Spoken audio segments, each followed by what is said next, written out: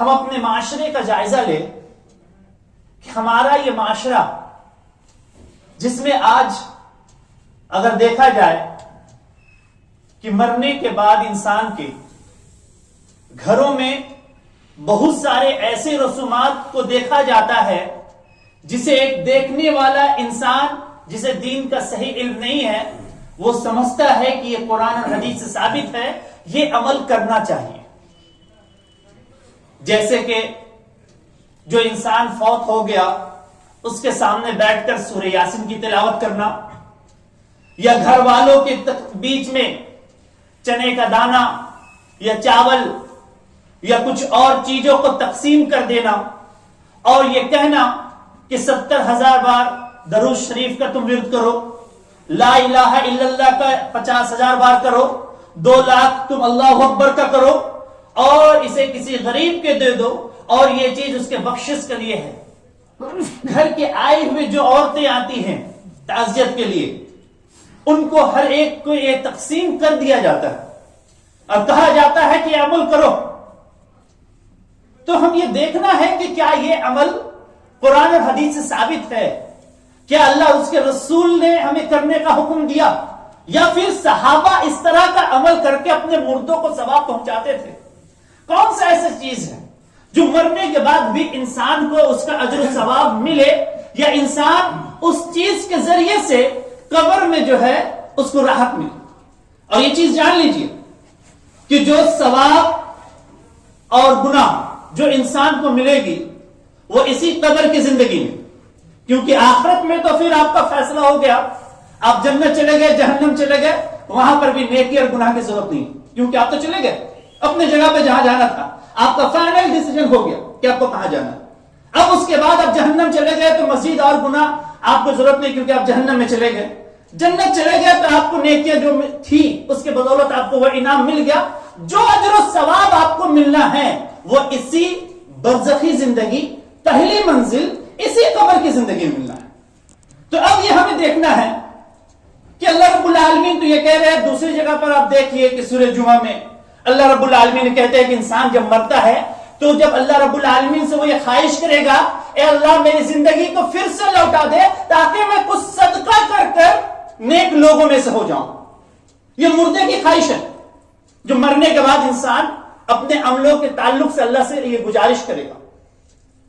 تو اللہ کا رسول ہمیں کس چیز کی رہنمائی فرمائے کہ ہم دیکھیں کہ صحیح مسلم کی روایت ہے کہ اللہ کے رسول صلی اللہ علیہ وسلم، حضرت ابو ہریرہ کے راوی ہے، اذا مات الانسان انقطع عنہ عمل، جب انسان مر جاتا ہے اس کے عمل منقطع ہو جاتے ہیں، کٹ جاتے ہیں، ختم ہو جاتے ہیں، الا من ثلاث، مگر 3 چیزوں کے اللہ کے رسول نے فرمایا۔ وہ 3 چیزیں کیا ہے؟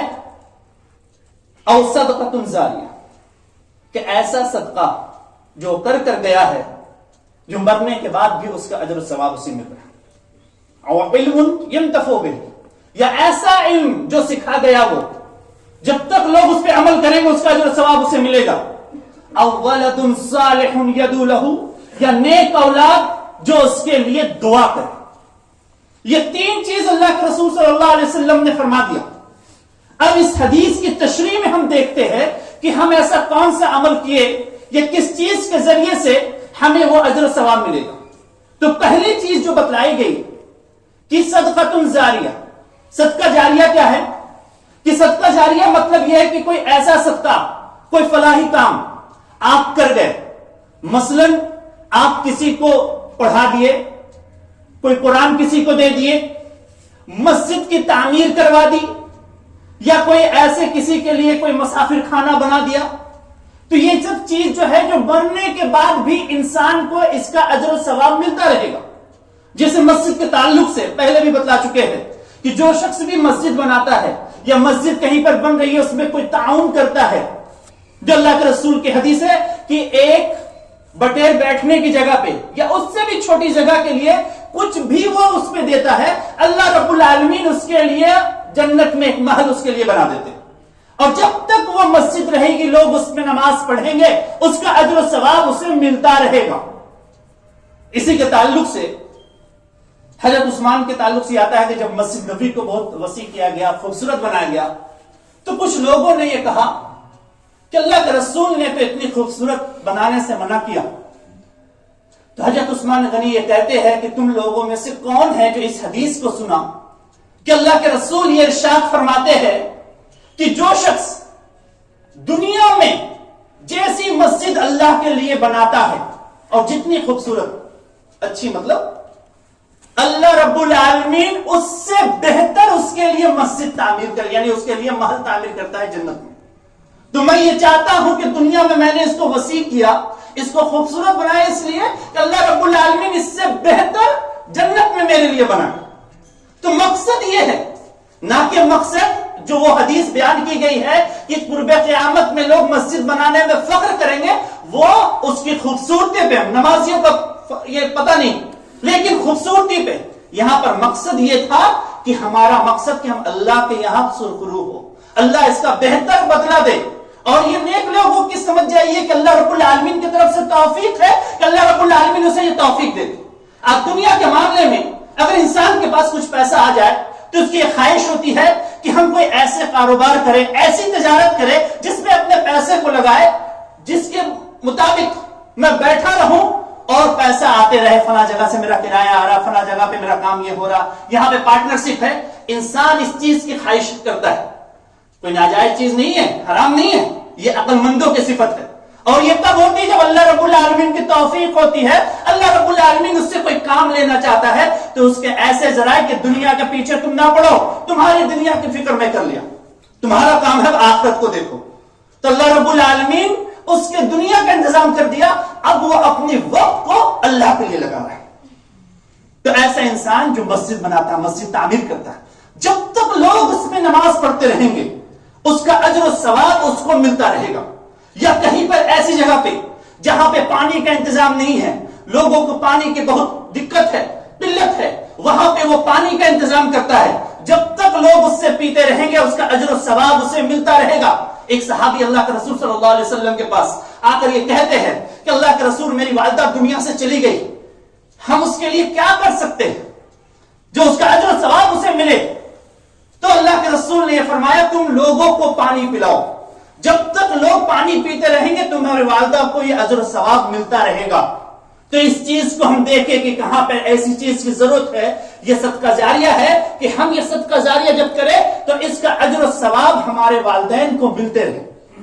ہم کہیں پر ایسی چیز کہ ایک مسافر خانہ جہاں پر ہم یہ دیکھیں کہ کچھ لوگ آتے ہیں, یہاں پر رہنے کا کوئی انتظام نہیں ہے, ہم اس چیز کا انتظام کرتے. یا ایسی جگہ پہ جہاں پر درخت کے نیچے کوئی درخت لگا دے, یہ بھی ہے حدیث میں کہ اگر کوئی درخت لگاتا ہے جب تک لوگ اس درخت کے پھل کھاتے ہیں, یا چڑیا بھی کھاتی ہے یا پھر چرند پرند جو بھی ہے اس کے پتے کھاتے ہیں, اس کا اجر و ثواب اس انسان کو ملتا رہتا ہے. وہ درخت چاہے 100 سال تک رہے, 50 سال تک رہے, جب تک رہے اس کا اجر و ثواب اسے ملتا رہے گا. تو یہ حدیث میں ہمیں اس چیز کی طرف رہنمائی کر دی گئی کہ اس طرح سے صدقہ جاریہ تم اگر کرو گے تو تمہیں اس کا اجر و ثواب ملتا رہے گا. اسی طرح سے اللہ کے رسول صلی اللہ علیہ وسلم سے یہ بھی پوچھا گیا کہ اللہ کے رسول یہ بتلائیے بڑی نیکی کیا ہے, کون سی نیکی سب سے بڑی ہے. تو اللہ کے رسول نے یہ فرمایا کہ اپنے والد کے انتقال کے بعد ان کے دوستوں سے اچھا سلوک کرنا یہ سب سے بڑی نیکیوں میں سے, یعنی بڑی نیکیوں میں شمار ہوتا ہے کہ جو انسان اپنے والد کے مرنے کے بعد اس کے دوست احباب کو دیکھے تو اس سے اچھا سلوک کرے, اس سے ملے, اس کی خدمت کرے. یہ چیز انسان کے نیکیوں میں اضافے کا سبب ہے اور بڑی نیکیاں ہیں. تو سوچئے جب والد کے انتقال کے بعد والد کے دوستوں کے ساتھ یہ اجر ثواب ہے, جن کے والدین زندہ ہے ان کے ساتھ جو انسان حسن سلوک سے پیش آئے گا اس کا کیا اجر ثواب ہوگا. آج اپنے والدین کو ہم تھوڑے سے دیکھنا نہیں چاہتے, آج اس کی خدمت نہیں کرتے, یا ان کی باتوں کو سننا ہم پسند نہیں کرتے. یہ اتنی بڑی نیکیاں ہے کہ اس کا اجر و ثواب دیکھیے. عبداللہ ابن عمر ایک مرتبہ جا رہے تھے راستے میں, ایک دیہاتی کو دیکھتے گاتے ہوئے, وہ اپنے کھچر سے اتر جاتے ہیں اور اس دیہاتی کو اس میں بیٹھاتے ہیں, بولتے ہیں کھچر تمہارا, اپنے امامہ اتار کر اسے پہنا دیتے ہیں اور کہتے ہیں کہ یہ بھی تمہارا, تم جاؤ اسے لے کر چلے جاؤ. تو عبداللہ ابن عمر سے ان کے ساتھیوں نے پوچھا کہ آپ ان کے ساتھ اتنا اچھا سلوک کیوں کر رہے ہیں؟ بولا میں اس لیے کر رہا ہوں کہ ان کے جو والد تھے میرے والد کے اچھے دوست تھے, حضرت عمر بن خطاب کے اچھے دوست تھے. تو اس کے والد جو دوست تھے تو ان کا یہ بیٹا ہے، اس لیے میں اس کے ساتھ اچھا سلوک کر رہا ہوں تاکہ اس کا اجر و ثواب میرے باپ کو ملے۔ یہ ہے وہ چیز صدقہ جاریہ کہ جو انسان جو کرتا ہے اس کا اجر و ثواب اسے ملتا ہے۔ تو ان صدقہ جاریہ کی طرف ہم کوشش کریں کہ ہم کس طرح سے یہ صدقہ جاریہ دنیا میں کر کے جائے، کوئی ایسا کام کر کے جائے جس مرنے کے بعد بھی اس کا اجر و ثواب ہمیں ملتا رہے۔ تو یہ چیز کی طرف ہمیں فکر ہونی چاہیے، نہ کہ ہمیں اس چیز کی فکر ہونی چاہیے کہ ہم چلو تو بھائی اپنے بیٹے کو میں تو عالم بنا دیا، میں اپنے بیٹے کو حافظ قرآن بنا دیا، وہ دین کا علم حاصل کر رہا، یا اس کے ذریعے سے میں اب جیسا بھی عمل کروں میرا بیٹا تو نیک ہے، مجھے یہ اجر و ثواب ملے گا۔ نہیں، ولد صالح یدعو لہ کے تحت کیا آپ یہ دیکھ لیں نیک اولاد، ایک دوسری روایت میں ہے کہ نیک اولاد چھوڑ کر جائے۔ سلف صالحین میں سے کسی سے پوچھا گیا، ایک شخص آ کر کہ آپ یہ بتلائیے کہ میں نیک ہوں کہ نہیں؟ بولے تم کیسے سوال کر رہے ہو، میں کیسے بتلاؤں تمہیں کہ تم نیک ہو؟ بولے نہیں آپ بتلائیے کہ میں نیک ہوں کہ نہیں۔ بولے اچھا ٹھیک ہے، تم پوچھ رہے ہو تو میں تم سے ایک سوال پوچھتا ہوں۔ تو وہ شخص کہتے ہیں کہ ہاں بتائیے، تم اپنے والدین کے لیے دعا کرتے ہو؟ تو وہ کہتے ہیں کہ ہاں میں اپنے والدین کے لیے دعا کرتا ہوں۔ تو اس نے کہا کہ تم نیک ہو۔ بولا کیسے کہیں آپ نیک؟ ابھی خود یہ پوچھا کہ آپ نیک ہم نیک ہے کہ نہیں بتلائیے، اب بتلا دیا تو پوچھ رہے کیسے کہے آپ نے؟ بولا میں اپنی طرف سے کچھ نہیں کہہ رہا ہوں، اللہ کے رسول نے یہ فرمایا ولد صالح یدعو لہ، وہ نیک بیٹا وہ نیک بیٹی جو مرنے کے بعد بھی اپنے والدین کے لیے دعا ہر نماز کے بعد کرتے رہے، تو وہ ہے نیک، جس کو توفیق اللہ انہی شخص کو دیتا ہے۔ اب یہاں بیٹھے ہوئے پوری محفل میں یہ دیکھ لیں کہ کون ہر روز اپنے والدین کے لیے دعا کرتے ہیں۔ کتنے ہم ہیں کہ اپنے نماز میں جب ہم ہاتھ اٹھاتے ہیں یا کسی وقت بھی ہاتھ اٹھاتے ہیں تو اپنے والدین کے لیے ہماری زبان سے دعا نکلتی ہے؟ اگر نہیں نکلتی ہے تو یہ سمجھ لیجئے کہ ہم نیک ہیں کہ اللہ نے ہمیں اس چیز کی توفیق دی، کیونکہ اللہ کا رسول یہ کہہ رہے ولد صالح، نیک اولاد یدعو لہ، جو اس کے لیے دعا کرے، وہ نیک اولاد۔ آج وہ اولاد جس کے لیے ہم دنیا میں حلال و حرام کی تمیز نہیں کرتے، جس کے لیے ہم دنیا میں مال و دولت جمع کرنے کی پوری کوشش کرتے ہیں کہ میرے بچوں کو کوئی تکلیف نہ ہو، میرے بیوی کو کوئی تکلیف نہ ہو، جس میں ہم حلال حرام کی کوئی تمیز نہیں کرتے، آج اس بچے کو کیا آپ کے مرنے کے بعد آپ کا بیٹا اس لائق ہے کہ شرعی غسل آپ کو دے سکے؟ کیا آپ کے بیٹے کو آپ نے اتنی تعلیم دی ہے کہ آپ کے مرنے کے بعد وہ آپ کی نماز جنازہ پڑھا سکے؟ کیا آپ نے اسے وہ تعلیم دی ہے، نیک بنایا ہے کہ مرنے کے بعد وہ ہر نماز کے بعد آپ کے لیے دعا کرے؟ جب ہم اس کے لیے کچھ کیے ہی نہیں تو یہ نیکی یہ اولاد آپ کے لیے صدقہ جاریہ کیسے بنے گی؟ نیک اولاد وہ ہے جسے ہم دین کی تعلیم دیں، نیک لوگوں کو ساتھ بیٹھائے یا نیک لوگوں کی باتوں کو بتلائے کہ اللہ کے رسول نے کیا فرمایا ہے حدیث میں، کیا ہے نیکی۔ شروع سے جب تک ہم اس کی رہنمائی نہیں کریں گے اور اس کے لیے دعا نہیں کریں گے، ہمارے بچے نیک نہیں ہو سکتے۔ فضیل ابن عیاض انہوں نے اللہ رب العالمین سے یہ دعا کی کہ اللہ میرے بیٹے کو تم مجھ سے بھی زیادہ نیک اور صالح بنانا۔ عشاء کی نماز کے بعد دعا کرتے ہیں، اب تہجد میں جب اٹھتے ہیں تو دیکھتے ہیں کہ بیٹا اس سے پہلے اٹھے ہوئے ہے، تہجد میں سجدے کی حالت میں رو رہے۔ وہ کہتے ہیں کہ اللہ میں نے ابھی دعا کی، اللہ تو ترنت فوراً قبول کر لیا۔ تو ماں باپ اپنے اولاد کے لیے جو دعا کرتے ہیں وہ دعا قبول ہوتی ہے۔ اگر آپ کا بیٹا نمازی نہیں ہے تو آپ اس کے لیے نماز کے لیے، اس کے توفیق کے لیے، ہدایت کے لیے جو دعا کریں گے اللہ رب العالمین اسے نیک اور صالح بنا دیں گے۔ اسے جو بروں کی صحبت ہے اللہ رب العالمین اسے چھڑا کر مسجد میں لیتے آئیں گے۔ شرط یہ ہے کہ آپ اپنے بیٹے کے لیے آج تک کتنی دعا کی؟ آج تو اس کی دنیا کی فکر ہے کہ آپ کا بیٹا ایک بڑا انجینئر بنے، ڈاکٹر بنے، اچھا پیسہ کمانے والا۔ کبھی دین کی فکر بھی ہوئی کہ مرنے کے بعد میرا بیٹا میرے لیے کیا کرے گا؟ ہم دنیا سے چلے گئے جس کے لیے ہر کچھ ہم نے کیا، اپنی ہر عیش و آرام کو ہم نے ترک کیا، اپنے اولاد کو ہم نے کیا کیا؟ کم سے کم اللہ سے اس کی توفیق کی دعا تو مانگے کہ اللہ رب العالمین میرے اولاد کو تو نیک اور صالح بنا۔ اس دعا کو ہم نے کتنے لوگوں نے کیا؟ آج یہ دوسرے سے ہم شکایت کرتے ہیں کہ ہمارا بیٹا ہماری بیٹی ہماری بات نہیں مانتی، ہماری نافرمان ہے۔ کیوں نہ ہو؟ کیونکہ آپ نے کبھی اپنے رب سے نہیں مانگا اس کی ہدایت کی دعا۔ ابراہیم علیہ السلام نے سب سے پہلی دعا کیا مانگی اپنے اولاد کے لیے؟ رب اجعلنی مقیم الصلاۃ ومن ذریتی، کہ اللہ تم مجھے اور میرے اولاد کو نماز قائم کرنے والا بناؤ۔ یہ نماز قائم کرنے والا آج ہم کتنے لوگوں نے دعا کی اس کے لیے، اپنے اولاد کے لیے، کہ اسے نمازی بنا. داؤد علیہ السلام، اس کے کیا ایک ہی بیٹے تھے سلیمان علیہ السلام؟ اور بھی بیٹے تھے، لیکن سلیمان علیہ السلام کا ذکر کیوں ہوا؟ کیونکہ وہ نیک اور صالح تھے. اللہ رب العالمین نے اس نیک اور صالح بیٹے کا ذکر کیا کہ باپ کی وراثت، یعنی باپ کا علم باپ کے بعد بیٹے کو منتقل ہوا، اور بیٹے نے وہ علم حاصل کیا اور وہ فیصلہ کیا. اللہ رب العالمین نے اسے بھی نبی بنائے. تو یہ کس بنا پر؟ علم کے بنا پر. تو آج ہم اپنے بیٹے کی کتنے فکر کر رہے ہیں؟ یہ بیٹا جو مرنے کے بعد بھی ہمارے لیے صدقہ جاریہ ہوگا، اس کے لیے ہم نے کتنی فکر کی، کتنی کوشش کی ہے. آج اس کی فکر کسی کو نہیں. آج ہر ایک کو فکر ہے کہ ہم کس طرح سے ہمارا بیٹا دنیا میں عیش و آرام سے رہے، اس کے پاس اچھا گھر رہے. لیکن آج یہ فکر نہیں ہے کہ ہمارا بچہ مرنے کے بعد بھی ہمارے لیے صدقہ جاریہ بنے. اس کی فکر ہمیں کرنی چاہیے. یہ کیسی پونجی ہے کہ آج ان لوگوں سے پوچھئے جن کے پاس اولاد نہیں ہے، یا جسے اولاد دے کر اللہ رب العالمین نے اولاد چھین لی ہے، ان سے پوچھئے تو بیٹوں کا یا بیٹی کا درد کیا ہوتا ہے. آج اللہ رب العالمین نے آپ کو نوازا ہے، لیکن آپ اس کا صحیح استعمال نہیں کر رہے. آج ان سے آپ وہ چیز نہیں مانگ رہے جو آپ کو مانگنا چاہیے کہ اللہ رب العالمین میرے اولاد کو تو نیک اور صالح بنا. آج ہم دعا نہیں کرتے.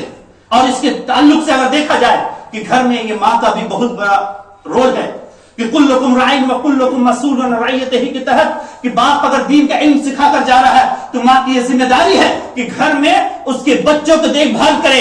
کہ باپ نہیں ہے تو ایسا تو نہیں کہ ہمارے بچے گھر میں بیٹھ کر ٹی وی دیکھ رہے ہیں یا موبائل پہ کئی ایسے سائٹ کو کھول کر بیٹھے ہوئے ہیں. تو ماں کی یہ ذمہ داری ہے، کیونکہ ماں سے پوچھا جائے گا باپ تو کمانے کے لیے گھر سے نکل گیا، تم کیا کر رہی تھی.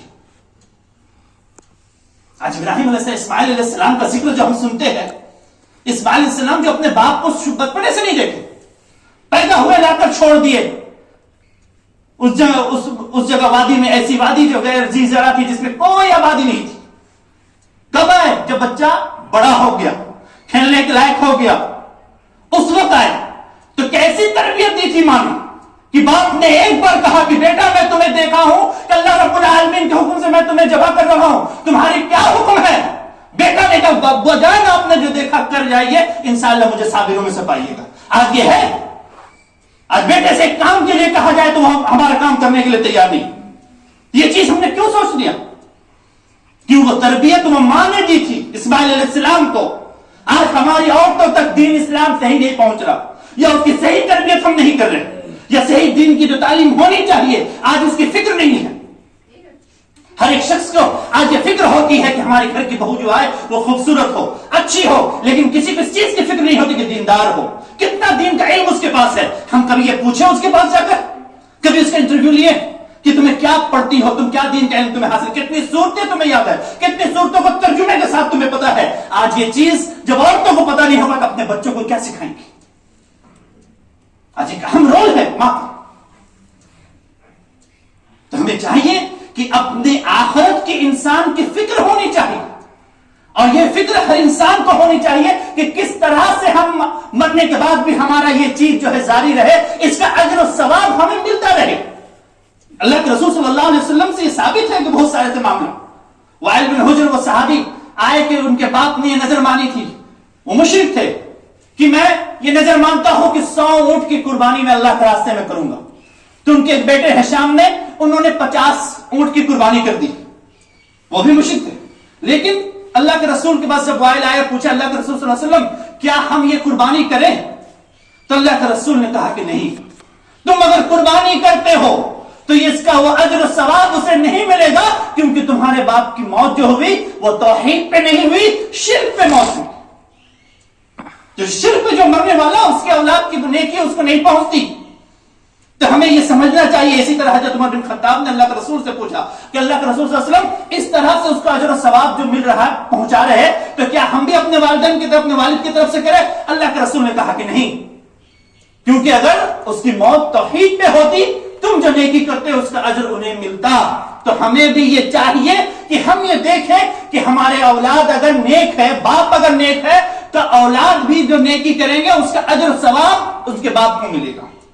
تو اس چیز کا ہمیں سوچنا چاہیے کہ نہ کہ آج اس رسومات کو ہم لے کر جو چلتے ہیں اور یہ سوچتے ہیں کہ آج ان رسومات کا ہمارے نزدیک کیا اہمیت ہے اسلام میں. اگر دیکھیے کہ کیا کسی انسان کا عمل اس دوسرے انسان کو فائدہ پہنچا سکتا ہے، اس کا ہے.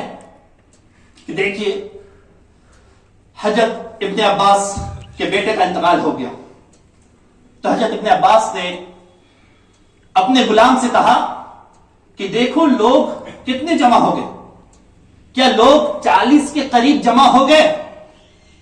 انہوں نے کہا کہ ہاں 40 سے قریب، اس سے زیادہ لوگ جمع ہو گئے۔ تو ٹھیک ہے، تب جنازہ لے کر چلو اور نماز جنازہ اس کے پڑھنے کی۔ تو اس کے غلام نے ابن عباس سے پوچھا کہ آپ نے یہ کیوں کہا؟ بولا کہ سن لو، پہلی چیز جو انسان نماز جنازہ میں شریک ہوتا ہے، حضرت ابو ہریرہ کی روایت، نماز جنازہ وہ پڑھتا ہے اور صرف نماز جنازہ پڑھا، اگر مٹی میں شریک نہیں ہوا تو اسے 1 قرات کی ثواب، اور جو مٹی میں شریک ہو کر اس کے لیے مغفرت کی دعا کرتا ہے تو 2 قرات کی ثواب۔ یہ 2 قرات کی ثواب کیا ہے؟ احد پہاڑ کے برابر 1 قرات ہے۔ تو 2 قرات یعنی کہ کچھ منٹوں میں، آدھے گھنٹے کے اندر آپ کو اللہ رب العالمین کی طرف سے 2 قرات کا ثواب آپ کو نام اعمال میں مل جائے گا اگر آپ کسی کے نماز جنازے میں شریک ہوتے۔ تو ایک تو آپ نے پڑھا تو آپ کو نماز جنازہ میں شریک ہونے کا یہ اجر و ثواب مل رہا ہے، تو مردے کو کیا ثواب مل رہا ہے؟ تو ابن عباس کے غلام نے جب ان سے پوچھا کہ آپ نے کیوں کہا کہ 40 لوگ، کیونکہ اللہ کے رسول صلی اللہ علیہ وسلم، مسند احمد کی روایت ہے کہ اللہ کے رسول صلی اللہ علیہ وسلم نے ارشاد فرمایا کہ جس کے نماز جنازہ میں ایسے 40 لوگ شریک ہو، شامل ہو اس میں، جو اللہ کے ساتھ شرک نہ کرتے ہو، خالص توحید والے ہو، اللہ رب العالمین اس میت کی مغفرت کر دیتا ہے۔ ہم کیا دعا پڑھتے ہیں؟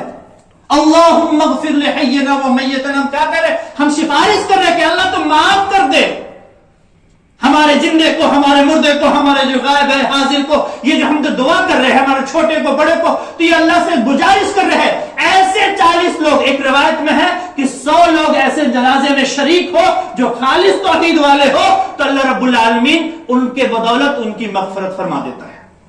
تو ہمیں چاہیے کہ کسی ایک نیک انسان کی جب موت ہو تو ہم چاہیے کہ زیادہ لوگوں تک اس کی خبر پہنچائے تاکہ نیک سے نیک لوگ شامل ہو، اس انسان کی مغفرت کا وہ ذریعہ بنے۔ تو ایک یہ عمل کہ انسان شریک ہوتا ہے کسی نماز جنازہ میں، اور جس کے جنازے میں جتنے زیادہ لوگ ہوں گے اس کا اجر و ثواب اللہ کے رسول صلی اللہ علیہ وسلم کی اس حدیث سے ہمیں پتہ چلتی ہے۔ ایک تو یہ ذریعہ ہوا، دوسرا یہ کہ انسان جب جو عمل کرتا ہے اور مرنے کے بعد جو عمل کیے جاتے ہیں تو اس میں سے کون سا عمل اس کو ملتا ہے؟ پہلے تیسری قسم کی طرف ہم آتے ہیں، اور علم ينتفع به، کہ وہ علم جو نفع بخش وہ چھوڑ کر گیا۔ تو نفع بخش علم یا تو کوئی کتاب وہ لکھ گیا، یہ عقل مندوں کی صفت ہے، کوئی ایسی کتاب لکھ دے جو آنے والے کا وہ فیوچر کے بارے میں سوچتے ہیں کہ آنے والے لوگ جو آئیں گے وہ کس چیز کو دیکھیں گے اور کیا چیز ایسا چھوڑ کے جائے جو اس چیز کو لوگ اتنے فاسٹ زمانے میں وہ کیا چیز کو دیکھیں گے، تو شارٹ کتاب وہ دیکھ کر اس چیز کو پڑھیں گے، اس کا اجر و ثواب اس انسان کو جب تک وہ رہتا رہے گا اس کو پڑھتے رہیں گے، اس کا اجر و ثواب اسے ملتا رہے گا۔ تو علم نافع سے مراد یہاں پہ یہ ہے کہ یا تو قرآن کسی کو دے دیا گیا، آج بہت سارے مسجدوں میں ایسے کہ باکس رکھا ہوا ہے کہ فلاں بیوی کے طرف سے یہ ہے، فلاں خاتون کے طرف سے یہ سارے ثواب کے لیے۔ اللہ رب العالمین یہ نہیں کہ وہ شخص آپ کو آ کر کہے گا کہ آپ نے جو قرآن رکھا ہے ہم نے آپ کے قرآن کو پڑھا اس کا اجر و ثواب آپ کو مل رہا ہے، بلکہ آج دیکھیے کہ قبر میں لکھا جاتا ہے، تختی لکھی رہتی ہے ہر ایک انسان کے نام سے، جو یہ لکھنا جائز نہیں ہے، شرعاً جائز نہیں ہے۔ اللہ کے رسول نے ہر اس قبر کو کہا کہ جو بھی قبر 1 بالش سے اوپر ہو اس کو برابر کر دو، زیادہ اٹھی بھی نہیں، اس میں کوئی تختی نام لکھا ہوا نہ ہو۔ نہ مسجدوں میں ہم جو کسی طرح کہ وہ قرآن جو ہم کسی کو اگر ہدیہ دیتے ہیں یا کسی کو ہم دیتے ہیں یا باپ کا چھوڑا ہوا قرآن، اولاد جب تک اسے پڑھتے رہیں گا اس کا اجر و ثواب اس انسان کو ملتا رہے گا۔ وہ کتاب یا پھر کوئی دروس کو آپ سن رہے ہیں اس کو آپ ریکارڈنگ کر کے کسی کو بھیجتے ہیں، یا کوئی تقریر آپ سن کر اسے کسی دوسرے تک پہنچاتے ہیں، تو جب تک لوگ اس سے فائدہ اس کو ہو رہا ہے اس کا اجر و ثواب آپ کو مل رہا ہے۔ کیوں؟ آپ ایک نیک کام کا ذریعہ بنے کہ جو شخص من دل علی خیر، جو کسی نیکی کی طرف کسی کی رہنمائی کرتا ہے، جب تک لوگ اس پہ عمل کرتے رہیں گا اس کا اجر و ثواب اسے ملتا رہے گا۔ آپ کی یہ فکر ہونی چاہیے کہ کتنے لوگوں کی نماز آج غلط ہے، ہم اس نمازوں کو درست کر دیں، ان کی اصلاح کر دیں۔ جب تک وہ وہ لوگ نماز پڑھیں گے، اپنے اولاد کو سکھائیں گے. جب تک یہ سلسلہ چلتا رہے گا آپ کو اس کا اجر و ثواب ملتا رہے گا. آپ اگر عالم نہیں ہیں لیکن آپ یہ چیز دوسروں تک پہنچانے کے ذریعے سے آپ کو بھی وہ اجر و ثواب میں آپ بھی شامل ہوں گے. تو یہ سب وہ چیز ہے علم نافع، کہ علم نافع کہ ہم کس طرح پہنچائیں. آج ہمارے نوجوان جو واٹس ایپ کے ذریعے، فیس بک کے ذریعے آج وہ ویڈیوز شیئر کرتے ہیں، جو بے حیائی کے ویڈیو شیئر کرتے ہیں، جب تک لوگ اس کو دیکھتے رہیں گے وہ عذاب جاریہ ان کے لیے بنتا رہے گا، وہ گناہ کا ایک اکاؤنٹ کھولتا جا رہا ہے. آج بہت شوق ہوتا ہے آپ کو ناچ گانا بھیجنے کا، بھیجے جتنا بھیجنا ہے، لیکن یہ جان لیجئے کہ آپ جتنے کی بھی نیکیاں کر لیں، نیکی کے ساتھ ساتھ آپ کے گناہ کا ایک رجسٹر بھی کھلا ہوا ہے جس کا اجر و ثواب آپ کو، یہ گناہ آپ کے نام اعمال میں درج ہو رہے ہیں. یہ عذاب جاریہ، جہاں پر صدقہ جاریہ ہے تو عذاب جاریہ بھی آپ کے لیے ہے جو آپ کو اس چیز کو ملتا چلا جائے. تو ہم اس چیز کو دیکھیں کہ کون سا ایسا عمل ہے جو ہم کریں. اب ہم آتے ہیں کہ وہ عمل جو ہمارے معاشرے میں چلتے ہیں، جو ہم تیجا کہہ لے یا 13واں کہہ لے، 40واں کہہ لے، برسی کہہ لے، اس طرح کے جو اعمال ہے جو انسان کرتے ہیں، یا اتنے ہزار بخش کے مردوں کو پہنچانا، تو کیا اللہ اور اس کے رسول نے ہمیں حکم دیا؟ صحابہ نے یہ عمل کر کر دکھایا. ایک روایت ملتی ہے عبداللہ ابن مسعود کی. ابو موسیٰ اشعری بیان کرتے ہیں کہ ایک مرتبہ مسجد میں میں نے دیکھا کچھ لوگوں کو کہ وہ حلقہ بنائے ہوئے ہیں اور چھوٹے چھوٹے کنکڑیے پہ وہ لا الہ الا اللہ، اللہ اکبر گن رہے. تب وہ ابو موسیٰ اشعری جو عبداللہ ابن مسعود کے شاگرد تھے، جب وہ موسیٰ آئے تو عبداللہ ابن مسعود آئے تو وہ بولے کہ تم نے کیوں نہیں روکا؟ بولا استاد آپ تھے، آ رہے تھے، آپ ہی روکتے. بولا کہ تم جو یہ عمل کر رہے ہو کیا یہ صحیح ہے؟ بولا نہیں، ہم کون سا غلط کام کر رہے ہیں؟ آج کے لوگ جو کہتے ہیں ارے ہم تو سبحان اللہ پڑھ رہے ہیں نا، اللہ اکبر پڑھ رہے ہیں نا، لا الہ الا انت سبحانک انی کنت من الظالمین پڑھ رہے ہیں نا، اللہم صلی علی درود شریف پڑھ رہے ہیں نا، ہم کیا کوئی گناہ کر رہے ہیں جو ہمیں روک رہے ہو؟ عبداللہ ابن مسعود کہتے ہیں کہ تم جو یہ عمل کر رہے ہو، جو کنکڑیوں میں گن رہے ہو، اللہ کے رسول نے ہمیں کرنے سے منع کیا. اس طرح کا عمل اللہ کے رسول نے نہیں بتلایا، بلے ہی تم یہ کام کر رہے ہو کہ سبحان اللہ، اللہ کی تعریف بیان کر رہے ہو، لیکن طریقہ جو محمد صلی اللہ علیہ وسلم کا ہے وہ طریقہ نہیں ہے، تو اس کا اجر و ثواب جو تمہیں نہیں ملے گا.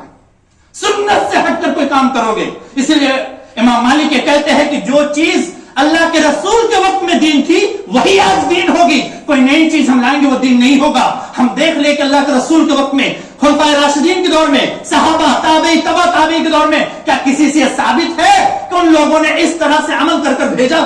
آج تم جو اپنے گھروں پہ اس طرح کا عمل کرتے ہو کہ چلو سبحان اللہ پڑھ لے، الحمدللہ پڑھ لے، اللہ اکبر پڑھ کے اس کا صدقہ خیرات کرتے ہیں، یا بہت سارے ایسے مدارس ہیں جہاں پر اس طرح کا پڑھا ہوا چنا آپ کو ملے گا، یا اس طرح کا پڑھا ہوا آپ کو کوئی بیج ملے گی جس کو آپ جا کر 500 روپے میں، 1000 روپے میں خریدے اور لا کر اسے صدقہ کرتے ہیں. یہ کہاں کا یہ روایت؟ یہ کون سا یہ ایصال ثواب ہے جو اپنے مردے کو پہنچا رہے ہو؟ کوئی بھی چیز نہیں پہنچے گی. نیک اولاد جو نیکی کرتے ہیں وہ ماں باپ کی پونجی ہے، وہ اولاد جو بھی چیز کرتے ہیں اس کا اجر ثواب اسے ملتا ہے. اسی طرح آپ اپنے مردے کے نام سے جو صدقہ خیرات کریں گے کہ اللہ کے رسول صلی اللہ علیہ وسلم سے ہم سنت تو دیکھیں کہ سنت بھری پڑی ہوئی. اللہ کے رسول صلی اللہ علیہ وسلم سے آ کر ایک عورت کی شکایت یہ کرتی کہ اللہ کے رسول میری والدہ اچانک انتقال کر گئی، اگر وہ زندہ رہتی تو وہ کچھ صدقہ کرنے کا حکم دیتی، تو کیا اس کی طرف سے صدقہ کروں؟ تو بولا کہ ہاں تم صدقہ کر سکتے، کچھ وصیت اگر کرتی تو تم کر سکتے ہو. اسی طرح ایک صحابی آ کے گئے کہ میری امی کے اوپر حج فرض تھی لیکن وہ حج نہیں کر سکے، اس سے پہلے اس کا انتقال ہو گیا، تو کیا وہ حج کرے؟ بولا کہ ہاں کر سکتے ہو. تو وہ عمل جو سنت سے ثابت ہے، جسے اللہ کے رسول صلی اللہ علیہ وسلم نے کرنے کا حکم دیا، جو صحابہ کے ان لوگوں کے مرنے کے وقت ان لوگوں نے جو خواہش ظاہر کی اپنی نظر کی میں اگر زندہ رہوں تو میں حج کروں گی یا اتنا صدقہ کروں گی، تو یہ نظر کا وہ چیز جو انہوں نے مانا، جو کیا یا کرنے کے اوپر فرض تھا لیکن وہ اس سے پہلے اس کی انتقال ہو گئی، تو اس کے اولاد کے اوپر فرض ہے کہ وہ اس چیز کا صدقہ ادا کرے. جسے اللہ کے رسول نے کہا کہ اگر تمہارے والدہ کے پاس اگر کوئی قرض ہوتا تو تم قرض ادا کرتے کہ نہیں؟ وہ کہتے کہ ہاں. تو اللہ کا قرض بہتر ہے کہ سب سے پہلے اللہ کا قرض ادا کرو. تو اللہ کے رسول سے یہ عمل ثابت ہے کہ اس طرح کا عمل اگر مردے کے نام سے کیا جائے تو اس کا اجر ثواب ملے گا. بہت سارے لوگ یہ پوچھتے ہیں کہ آج ہم اپنے مرے ہوئے کے خواب میں دیکھا تو ہم کیا کریں؟ بھائی آپ ان کو دیکھیں، ان کے لیے بہتر ہے کہ جس طرح سے ایک زندہ انسان بھوک کی وجہ سے दस्तरखान पे जो बैठा होता सबसे बड़ी ख्वाहिश ये होती कब खाना आए कि मैं खाऊं। इसी तरह कब्र में जो पड़े हुए हैं आपके रिश्तेदार, आपके लिए इंतजार में है कि कब मेरा बेटा, मेरी बेटी, मेरे रिश्तेदार, मेरे दोस्त अहबाब मेरे लिए दुआ करे कि उसका मुझे अजर मिले। तो आज वो लोग इंतजार में है आपकी दुआओं के लिए। उनके लिए जितना दुआ करेंगे वो दुआ मिलेगी, क्योंकि दुआ में आप अल्लाह से दरखास्त कर रहे हैं, अल्लाह उसे माफ कर दे, अल्लाह उसके कब्र के अजाब से बचा ले, अल्लाह उनके कब्र को कुसादा कर दे। आप ये दुआ कर ले अल्लाह रब्बुल आलमीन से, तो उनके लिए जितना आप दुआ करेंगे उस दुआ का मुंतजिर है, उस दुआ उन तक पहुंचेगी। ना कि ये अमल जो आप जो कर रहे हैं, वो सदका खैरात जो आप उनके नाम से देंगे, 5 रुपए 10 रुपए कुछ भी, आप उसका अजर सवाब उनको मिलेगा। जो हदीस से साबित है हम उस चीज पे अमल करें, ना कि वो चीज जो हदीस से साबित नहीं वो चीज नहीं। आज जो पैसे वाले हैं आज मदरसा से बुला लेते हैं कि चलो भाई बुला ले हुफ्फाज को, आकर वो जो कुरान पढ़ते हैं उनकी हकीकत क्या है कि आप देखेंगे उस पढ़ने का 3000 लेंगे, 5000 लेंगे। वो 5000 तो लेते हैं, बच्चों के बीच में जो तकसीम करते हैं 50-50 रुपए तकसीम करते हैं। उनको ये बोल कर लाते हैं कि एक घर में तुम जाओगे एक पारा पढ़ने का, तुम्हें हम 50 रुपए देंगे। ये चीज है, बाकी पैसा उनकी पॉकेट में जाते हैं। ऐसे लोगों से बचिए जो कुरान को चंद पैसों के टके में बेच रहे हैं, जो आपके मुर्दों के हिसाब सवाब के नाम से आपके पैसे को खा रहे हैं। ऐसे लोगों को अपने घरों पे ना बुलाइए, बल्कि आप वो अमल करें जो उनको अजर सवाब मिलेगा। दूसरों को ठेका ना दीजिए। अगर ऐसा होता तो गरीब रिक्शा चलाने वाला, ये मांगने वाला अगर मर जाए वो कहां से देगा पैसा?